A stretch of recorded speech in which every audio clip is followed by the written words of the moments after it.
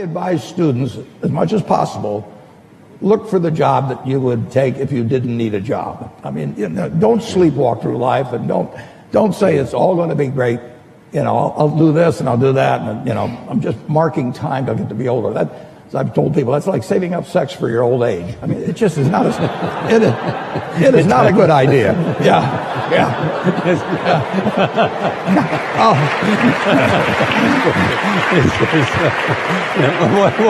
What are you urging them to do? I'll explain it. Just what I'm talking about. Now, you really want to be doing what you love doing. And you can't necessarily find it on your first job. Right. But don't give up before you find it. If there was one concept that I would suggest to people to take a daily confrontation with, is fear.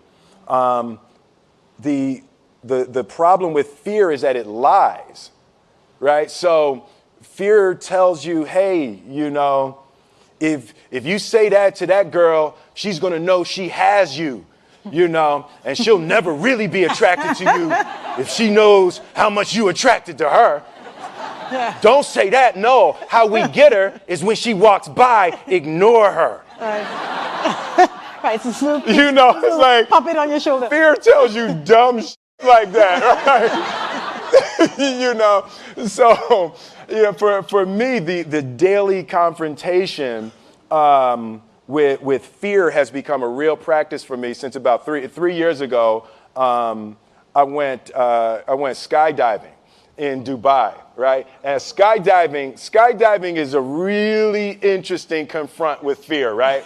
So I gotta stand up. I'm sorry, I gotta stand up. All right. So all your friends, what happens? You go out. I dropped my thing. So what happens is you go out the night before, and you take a drink with your friends, and somebody says, "Yeah, we should go skydiving tomorrow." And you go, "Yeah, we'll go skydiving tomorrow." Yeah. And you go, "Yeah," and everybody goes, "Yeah," right? And you go home and you by yourself. You're like, right? And you're like, well, I mean, they was drunk too. Right, so maybe they not, maybe, I mean, we don't have to go. We don't have to do it.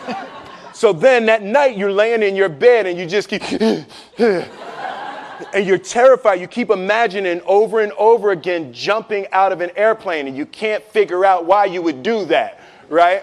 And you're laying there and you have the worst night's sleep of your life, but you still have the hope that your friends were drunk, right?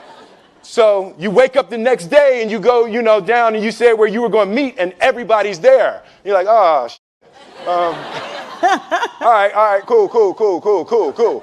Right? So you get in the van and you don't know that your friends had the same night that you had, because they're pretending like they didn't. They're like, yeah, man, my uncle's a Navy SEAL, and this is going to be great. I've been looking forward to this. And you're like, oh my God. And your stomach is terrible. You can't eat and everything, but you don't want to be the only punk who doesn't jump out of this airplane. So you get there, and then you have the safety brief. And you're standing there, and the guys will tell you, well, if the chute doesn't open, what's going to happen is you're doing, well, why the hell, what could happen? That the chute wouldn't open, right? So you do a thing, and what you do is your first jump, you're attached to a guy who is going, he's going to walk you out. So you go, and you get there, and there's an airplane, and nobody's stopping. Everybody's still going. So you get onto the airplane, and you're sitting there, and it's extra because you're sitting on some dude's lap, some stranger. You're sitting on his lap, and it's like, you trying to make small talk. Yeah, man. So you be jumping with people all the time, huh? Right? So, and then you just want to make sure, you got kids, right? You got people you need to see, right? You just want to make sure he's serious, right? So you get in there. So everything's normal. So you fly and you go up to 14,000 feet, and you notice there's a light. It's red and it's yellow and green, right? So right now the light's red. So then you start thinking at some point the light's going to go green, but you don't know what's going to happen, right? And you wait, and it goes yellow, and the light goes green, and somebody opens the door, and in that moment you realize you've never been in a freaking airplane with the door open. Right? terror. Oh, sorry, I'm spitting. I'm sorry. Oh, sorry. No, terror, terror, terror, terror, right? So you go, and then, you know, if you were smart, you sat in the back so you don't go first, right? And then people start going out of the airplane. And you go, and the guy walks you up to the end of the thing, and you're standing and your toes are on the edge, and you're looking out down to death.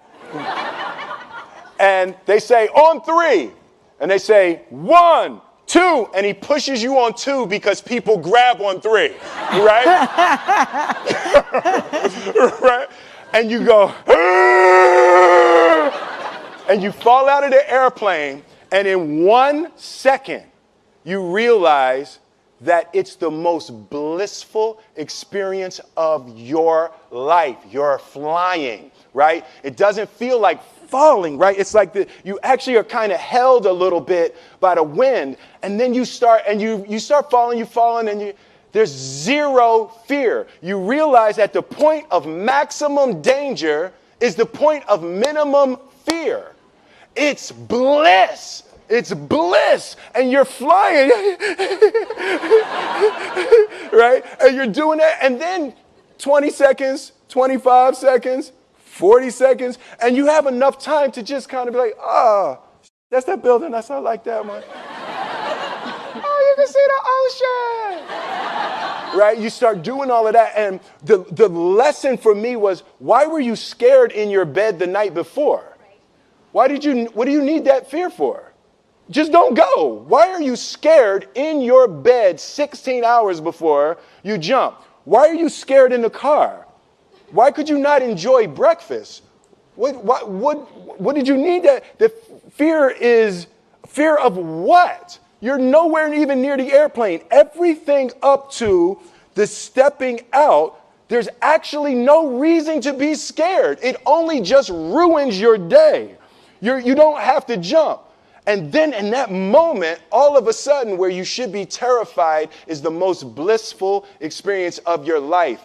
And God placed the best things in life on the other side of terror. On the other side of your maximum fear are all of the best things in life. What if I told you this was the last Monday morning of your life? What if I told you you die this week?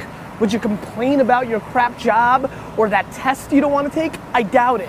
You would go much higher level thinking.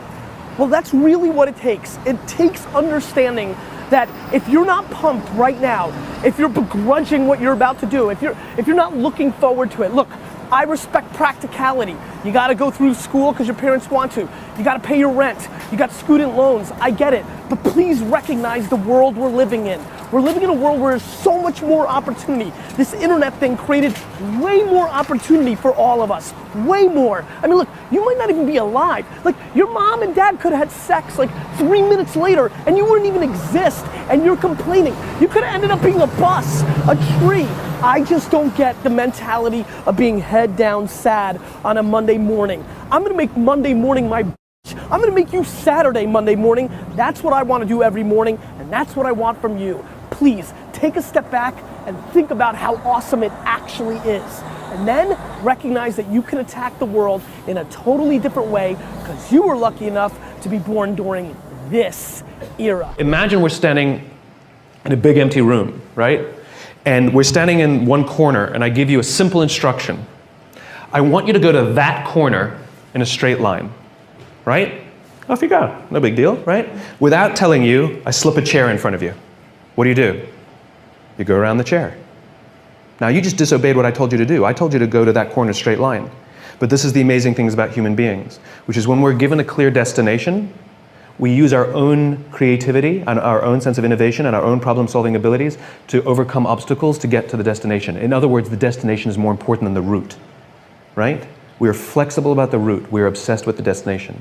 Reset. We're standing in the corner together, and I give you a simple instruction. Go somewhere in this room in a straight line. And you say to me, well, where do you want me to go? I'm like, I don't know. You're smart. Figure it out. Go in a straight line. And so you pick a point, and you start walking. And without telling you, I put a chair in front of you. And what do? You come to a grinding halt. And I say, what'd you stop for? You go, well, you put a chair in front of me.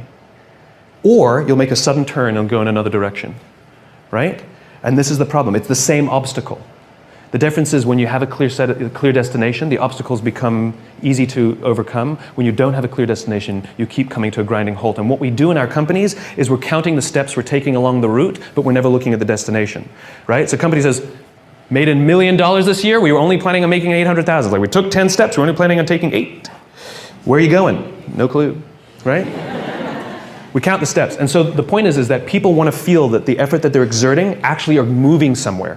And so successful measurement, successful recognition is not just for the steps you take. It's not just for the effort. It's that the effort you exerted moved us closer to where we're trying to get to. And that get to should be some crazy ideal. My ideal is to live in a world in which the vast majority of people wake up every single morning, inspired to go to work and fulfilled by the work that they do. And the couple of measurements that I use are if the book is selling, and by the way, people ask me, how many have you sold? I have no clue. I've never asked the publisher because I don't care.